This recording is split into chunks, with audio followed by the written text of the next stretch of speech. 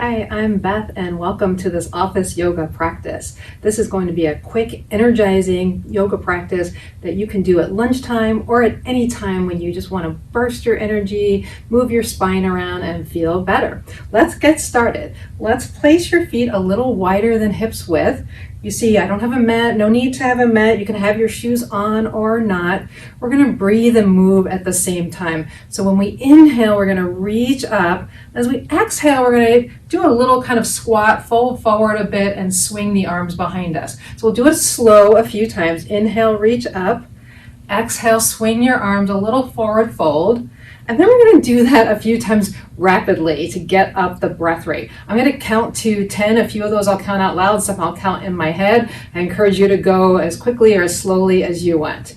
Ready? 1, 2,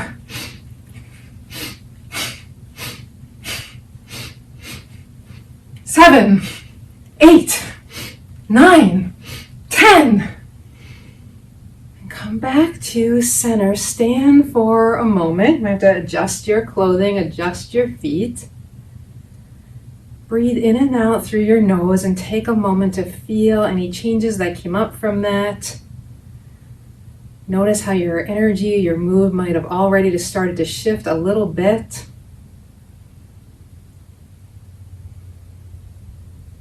All right, we're going to keep moving. We'll move the spine a little bit more through a standing cat-cow movement. So I'm going to turn to my side so you can see me a little bit better.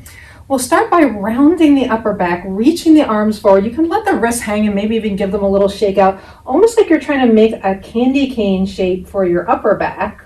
And you see I'm softening my knees, protracting or pulling my shoulder blades apart. And then as you exhale, reach your arms apart. Thumbs go to the back and maybe palms reach a little bit up as your chest reaches up. And this is your back bend. We're really focusing this mainly on the upper back. So the lower back doesn't need to have a big bend. Really just try to reach the chest to the ceiling as you bend through the upper back. I'm going to turn around back to face front and we'll do that a few more times together. Inhale, curl your spine. Let your arms have a little curl. Maybe wiggle the fingers, get some wrist circles out of that. Exhale, open your arms wide, stretch across the chest, lift the chest up to the sky as you draw your shoulder blades behind. And here, if you want to breathe in through the mouth and then blow out through in through the nose, out through the mouth, that's an option. So I'm breathing in through the nose and then I'm blowing out. A few more times, trying to stretch all of those computer muscles, those driving muscles, those phone muscles that get tight.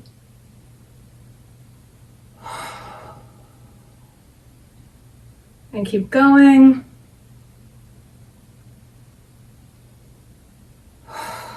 One more.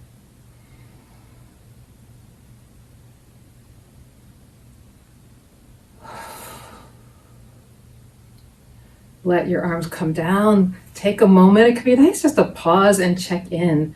Pause can help boost our energy as well. We need those moments of rest.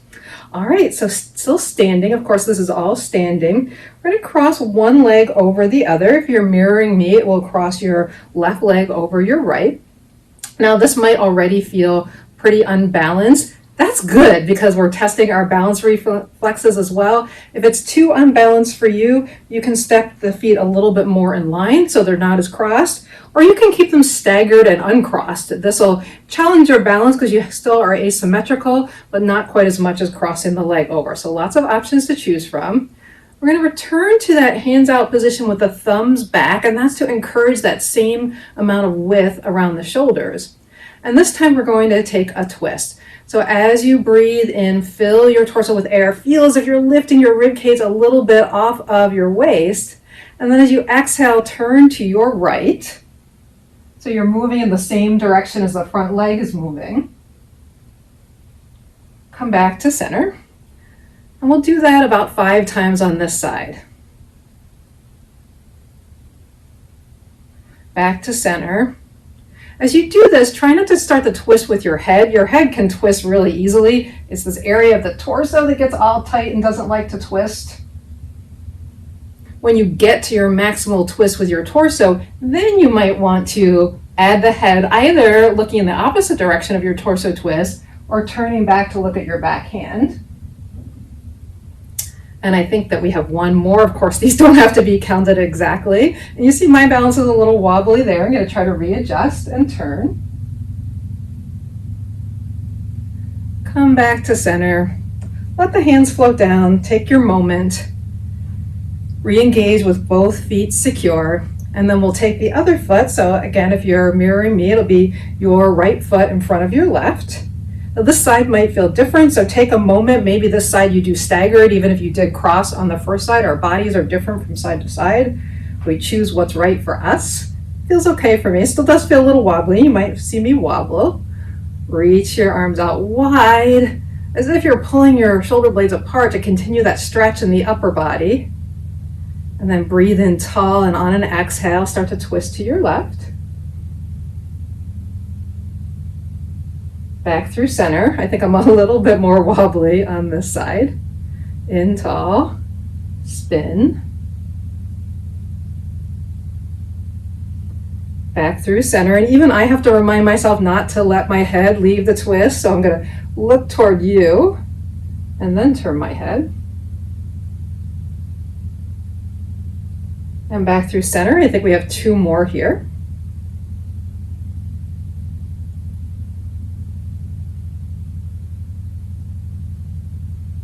And last one.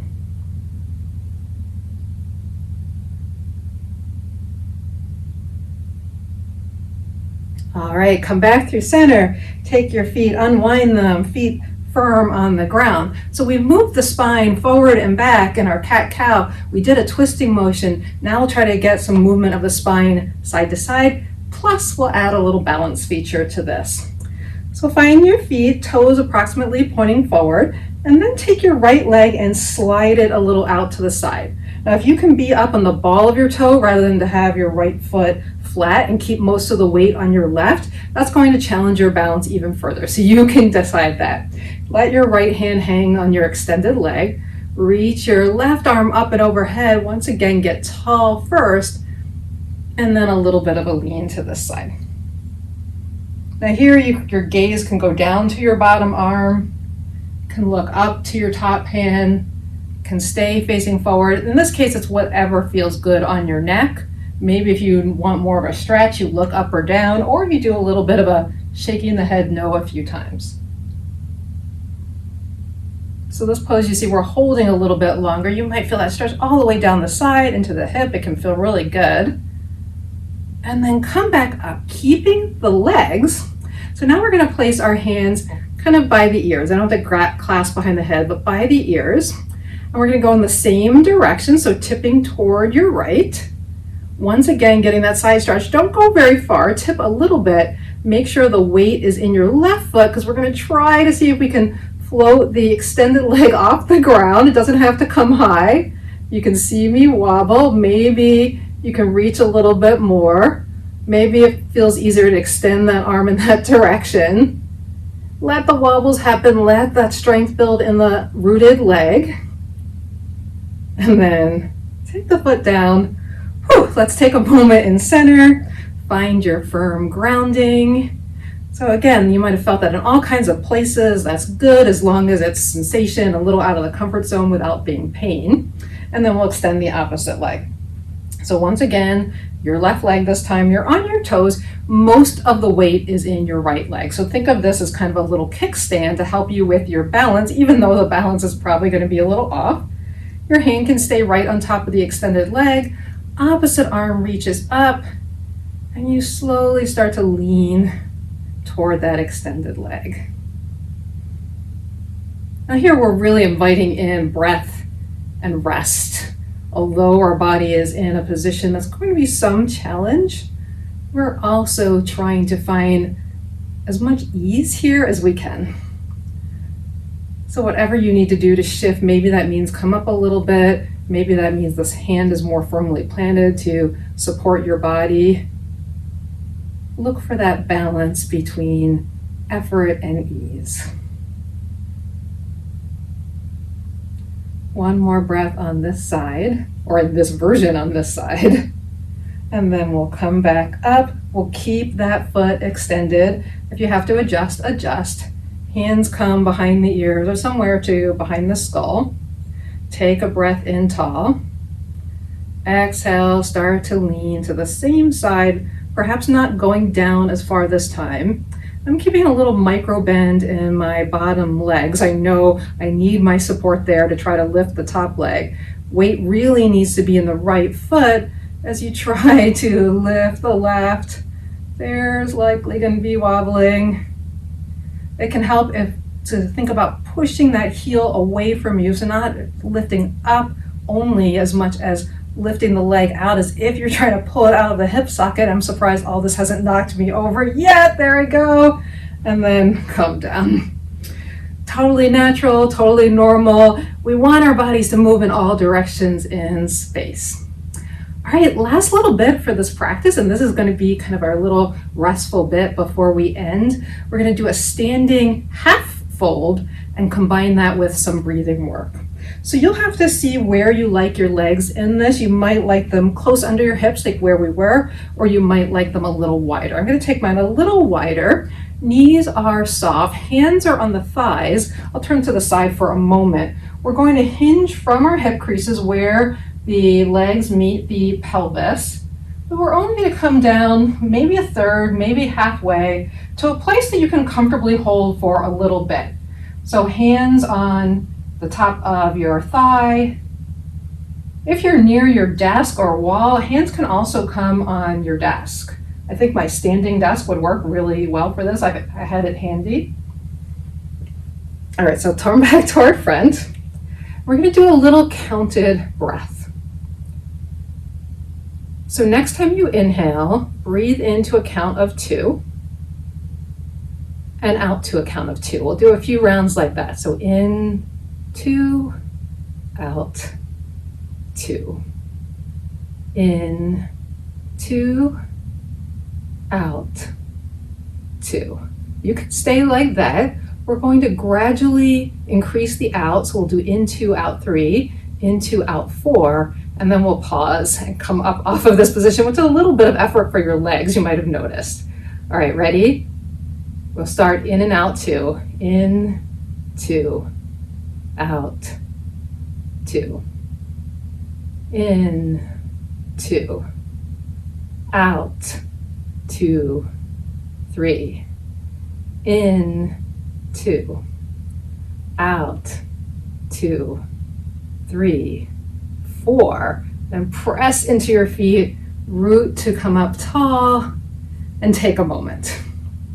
We'll do that series one more time. Now you have your choice on this last one. That adding the legs is just helping to build a little bit of energy. If you have something in front of you and you're leaning on it, it's going to be much more restful than what we're doing with a little mini bend. So you decide, do you want a little strength in the bending the knees? Do you want to lean forward and rest? You can also do this right on the wall and lean forward and rest as you breathe.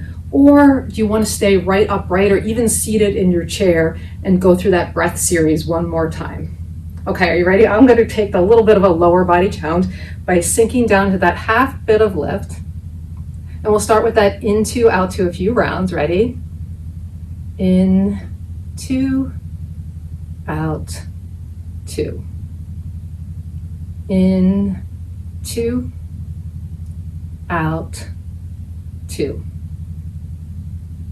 One more. In, 2, out, 2, and then out 3. So in, 2, out, 2, 3, in, 2, out, 2, 3, 4. Come up.